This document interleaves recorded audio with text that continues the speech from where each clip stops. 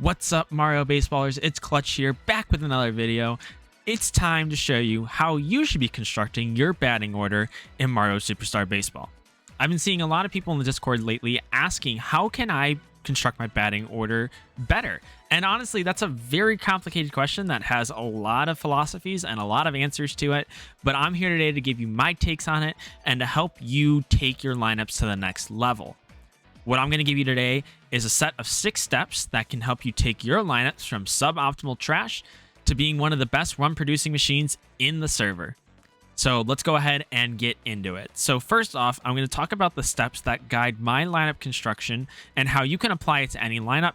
And then I'll show you how I would apply it to certain specific lineups and also show you some common chemistry trees that you'll run into, how I would typically display them, and talk about some common mistakes that I see made when constructing lineups. So first off, let's get into the 6 steps that I use to make my lineups. So here we go with step number 1. You're going to want to identify your most impactful hitter and place them in the number 2 hole. Step number 2, you're going to want to surround your second hitter with a complementary table setter in your leadoff position and protection for that number 2 hitter in the number 3 spot. Step number 3, identify a high impact, high on base player and hit them in the cleanup spot. Step 4, build the middle of your order with chemistry trees or alternating high slugging and high on base percentage hitters. Number 5, I'm going to place my worst hitter in the 8th spot.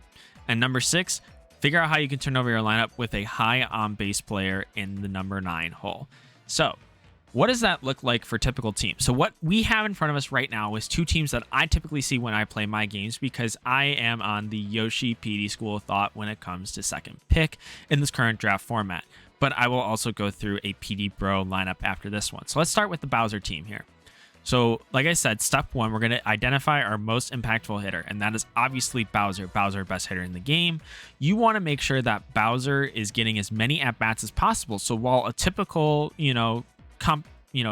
comparison to a Major League Baseball player, you may think Bowser should be hitting in the 3 or 4 hole, but with how Mario Baseball works and turning over the lineup, also just analytically, we have figured out that getting your best hitters more at-bat is super impactful.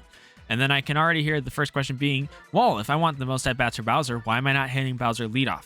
That's an excellent question. The reason you don't want to hit Bowser leadoff is because you want his first at-bat of the game to be impactful as well.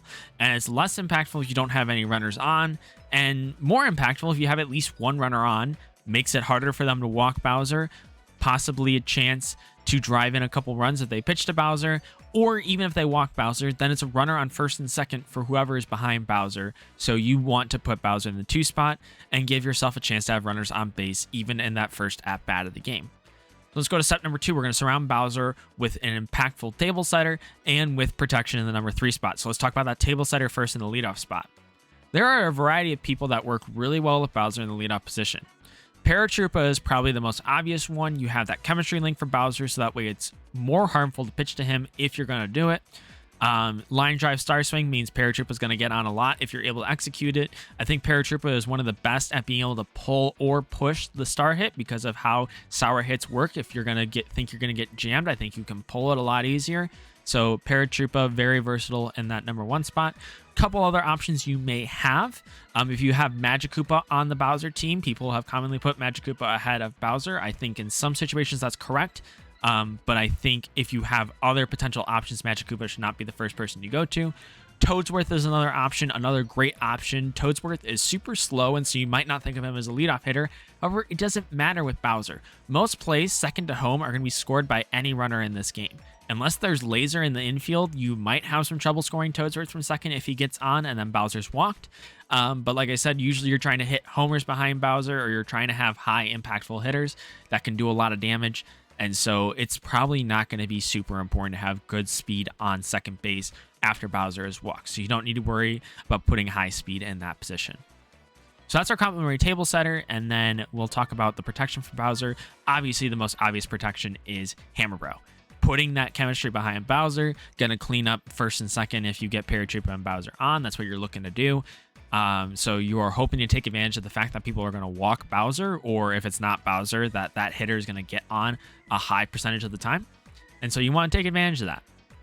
Next up, we talked about our cleanup hitter. We want a high impact, high on base percentage hitter. So there's a couple options here for this team. You see Birdo. Birdo is probably the most obvious one to me, but sometimes I wouldn't go Birdo. Birdo is great if you have the stars, gonna get on a lot, can go for extra bases with the weird ball, and you are more than likely gonna be able to score runners from second if you have Birdo. This is kind of protection for Bro if Bro doesn't execute, because honestly, Bro is really hard to execute with, and so if you don't get the homer or you're not getting on base, you're unlikely to get on base with Bro. So you really need someone that is going to drive in those runs and not squander the chance that's given to you if you have multiple runners on base ahead of Bro. So Birdo is a really good option here if you have the stars. The problem is if you don't have the stars, especially as non-captain on the Bowser team here, that could be really harmful, and it might harm your ability to get on base because Birdo's slap, while can be executed and can still go for a high average, is a lot harder to execute than that egg. So another option I would think here would be Boo. Boo is excellent in that not only does he have a long bat reach, is really easy to make contact with the ball. If you are putting it in the right spots, Boo's hits can go for doubles, and that's high impact. Again, high on base, high impact. You could say, well, what about a character like Waluigi? Wouldn't hate it, not terrible. But that's more the high on base, but low impact. It's going to be low singles, getting through the infield, going to be right in front of the left fielder. It's going to be easy to make plays and hold runners to only one base at a time. And really the name of the game is trying to find a way to score runs without having to string together 3 or 4 hits, because that is kind of the name of the game. It's hard to hit doubles. It's hard to get extra base hits. It's hard to go first to third because most of the hitters are lefties that push to the left side. So you're not seeing a lot of first to third action. So finding hitters that can get around that, Birdo or Boo, I would go with Boo personally in this situation, is able to help you convert any runs that Bro is unable to put in. Let's go to our next step. We're filling out the middle of our lineup with chemistry trees or alternating high on base and high slugging players. So if I put Boo in the 4th spot here, I am setting up a chemistry tree for Wario. We have those 3 chem links. Usually my preferred method is Boo, Walu, Wario.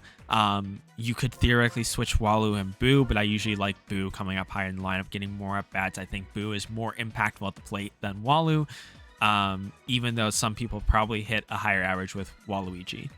So you're setting up that chem tree here, Boo, Waluigi, Wario, and then you're looking to find a spot in the middle of your lineup still. This is probably where I put Birdo if Birdo's on the 4th spot, put it behind if Boo and Walu get on, and Wario doesn't execute with double chem, then you got Birdo behind with potential double 2-star egg ball. So that's kind of the way I'm thinking about my lineup. Then I'm putting my worst hitter in the 8th spot, and we are spoiled on this team in that I don't know who I would choose out of Mario and Luigi. And so here's probably the way I'm going to look at it. Mario's easier to strike out, more likely to have a higher chance of getting out because of that shorter bat reach. So I'm thinking about putting Mario in the 8th spot and Luigi in the 9th spot. There's a couple other ways you could think about it. We got Birdo here with stars, so maybe you're thinking about, do I want that option for Mario Fireball? You might put him in the 9th spot to break up your star hitters, but then also you have Paratroop at the top that you need those stars for. And so you're probably not starting with Mario often, but if you are, that might be a consideration versus 8 versus 9. I would put Mario in the 8th spot, Luigi 9 for this team personally. So that's what I would do with this Bowser team. Now let's talk about this DK team. So let's go back to step 1, identify our most impactful hitter. Well, that is going to be DK. DK is captain on this team. You got that great slap. You got the ability to make things happen with the banana ball. And then he sets up the rest of your lineup. Now I'm looking to surround him with a complementary table setter and a complementary protection. So leadoff spot, who's the best complement to DK? Well, you might say, well, Dixie's got chemistry. Yeah, absolutely. And you could then set up DK to possibly be a power hitter, but Dixie's not going to get on a ton and honestly doesn't have the speed to take advantage of DK's banana ball in the gap. Do you know who does have the speed and has a similar on-base percentage, if not higher? It's the green dino Yoshi. Yoshi is a great leadoff hitter on the DK team. Put Yoshi on first, especially with Petey and being able to steal second. Any banana ball should score Yoshi easily. And that's an awesome position to be in. Just 1 base hit, 1 star, and you already got to run in. So I would put Yoshi on this team leadoff. And then in the 3 spot, backing up DK, that's where I'd put Petey. You obviously have that chemistry for Petey.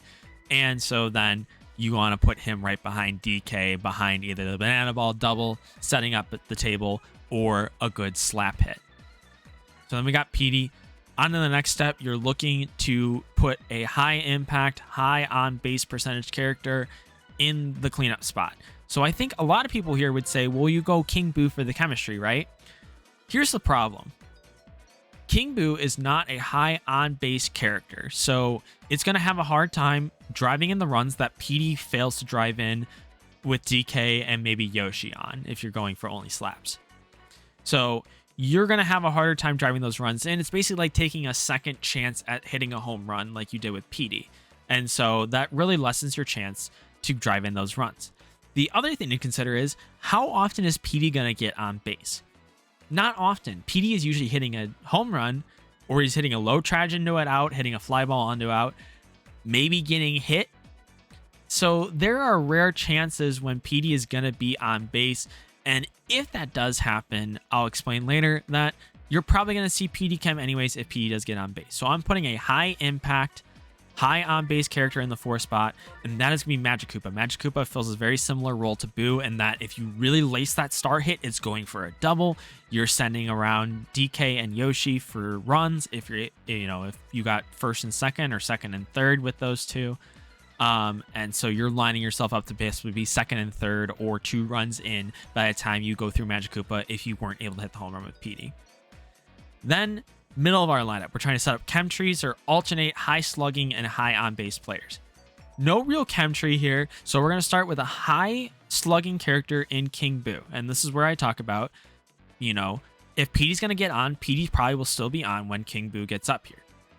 Madge hits a double into the gap. Or down the line, more than likely. Petey is not scoring from first base. Too slow, gonna end up on third, which is an excellent spot because now you got second and third with chemistry for King Boo. So even if Petey gets on and doesn't hit a homer, you're more than likely going to still have that chemistry for King Boo for the opportunity to hit a home run. Otherwise, King Boo trying to hit one in the gap, put one over the wall, clean up any runners that Magikoopa left on, or try and drive in Magikoopa. Like you said, then we're trying to alternate with other high on-base threats. There's a couple options you could go with here. I think either Noki in the 6th spot or Toadsworth in the 6th spot is totally okay. It depends if you think about your star usage. Do you think if you put Noki down here, will you have more stars for Noki after going through Madge and potentially DK? Do you want to put it one higher because you value the star swing over Toadsworth coming up? And so that is kind of my thought. And then worst hitter in the 8th spot. This may surprise you. I actually think my worst hitter out of Dixie and Toadette is probably Dixie. But I would not be opposed to switching these two and putting one there and one otherwise. I guess you might want to put Dixie in the 9th spot, thinking that's going to be easier to get to DK with Chem then. So like I said, I think this is going to be personal choice, but I would be okay with either of those. Honestly, I talk about putting your worst hitter in the 8th spot and a good high on base percentage character in the 9th spot. Usually you're probably picking between 2 characters, and there's not a wrong choice between the two in that position. So keep that in mind. But that's kind of what I would do with these 2 teams in terms of batting order. So why don't we go ahead and jump over to a PD Bro team and show you what I would do with that kind of lineup. All right, so now we have a potential PD Bro team you could see. Let's go through the same exercise of going through those steps and identifying where we should be placing our hitters in the lineup. So here's what I am thinking about with the Birdo captain team, that your most impactful hitter is going to be your captain Birdo. Again, that egg is so impactful, puts runners on, helps scores runners, does a variety of things. So you're going to put Birdo in that 2 spot. Go on to step 2. We're going to surround Birdo with a complimentary leadoff hitter and a protection for Birdo. So your leadoff hitter for this team is going to be DK. DK is going to get on with that single, going to set up, a runner ahead for Birdo, and more specifically sets up a really good chemtrain lineup then for PD, which is your protection in this lineup. Then we're going to talk about our cleanup spot. You want a high impact, high on base threat. That's probably going to be Madge again, as we talked about in the last DK team. I'd probably put Madge in this 4 spot here, and then we're going to alternate slugging and on base. So this is where I put Bro.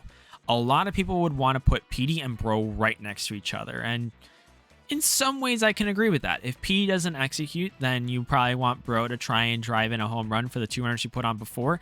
But like I talked about, Madge can do that just as well with a really well-placed line drive star swing, or at least get you 1 run. The problem with putting both of these characters together is, what if Petey hits a home run?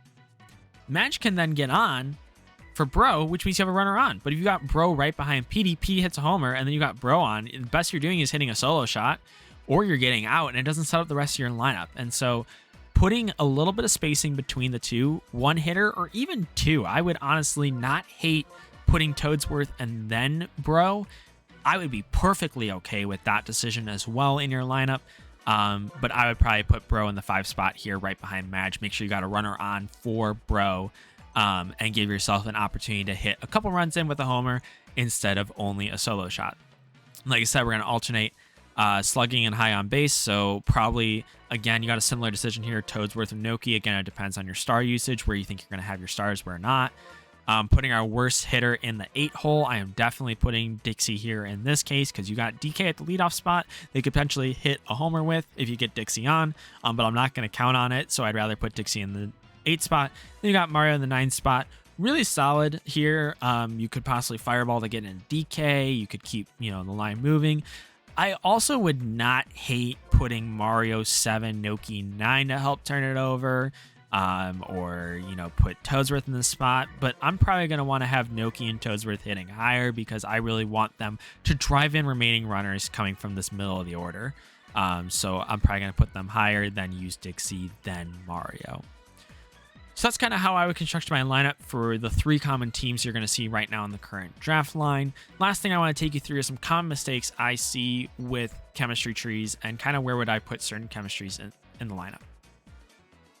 Now let's talk about some common chemistry trees that I see, and some common mistakes I see people making when lining up those chemistry trees. So let's start out with a really common one that I see, and that is putting King Boo in front of Boo. For the love of Mario Baseball, please stop doing this, people. There is no reason to do this. There is no benefit to chemistry for Slap, and how often is King Boo going to get on to give chemistry for Boo? There's absolutely no reason to be doing this. Please, please, please, please put Boo in front of King Boo. Boo is going to get on, give that chemistry for King Boo.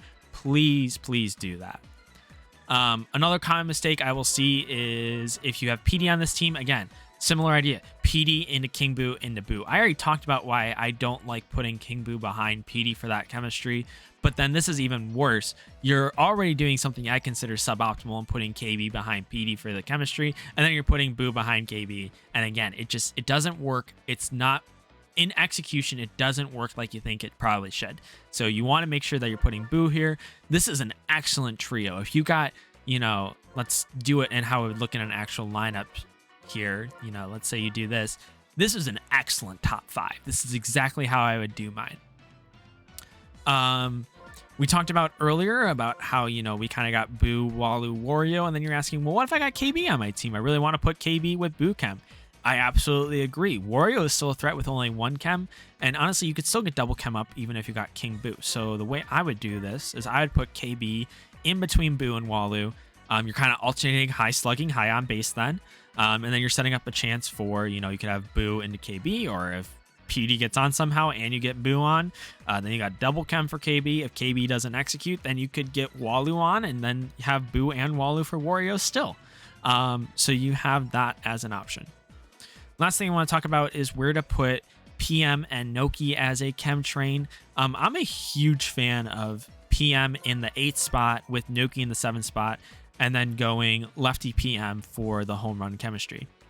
But if you don't want to go for the home run, and typically I don't think people are going to do this, but keep in mind, if you're going to put PM as a Falcon Popper, please, please, please, please, please, please, please do not put PM behind Noki. There's no benefit to slap power, but there are slightly bigger contact zones. And so if you put PM behind Noki, you now have better contact zones. You want to know what that means? That means your Falcon Pops are going to be harder to hit because you have less sour spot now with PM. Set it up the other way. Put PM as the Falcon Popper in front of Noki, and then you got Noki Chem for the line drive star swing. Again, not going to really make a huge impact. Star swings aren't affected by chemistry for the most part. But I believe there might be a small contact zone boost if you do that. So if you are going to put PM as a Falcon Popper, please do not put him behind Noki. Ahead of Noki is definitely the way to go there. And, like I said, I talked about where do I usually put chem trees. Usually, based on my lineup rules, you're probably thinking, Noki 6, PM 7. Again, not a terrible thing, but I think even as a home run threat, PM is probably the worst hitter in your lineup more often than not, simply because of how hard it is to hit home runs and how hard it is to get on base with him if you're not going for the home runs. So I'd put him in the 8th spot, Noki 7. So that's kind of what I would do with that chemistry. But for today's lineup video, that's going to wrap it up, Mario Baseballers. Thanks for tuning in. Leave any questions you may have about lineups in the comments. I'll be happy to get to any and all of them that I can. And otherwise, let's play some baseball.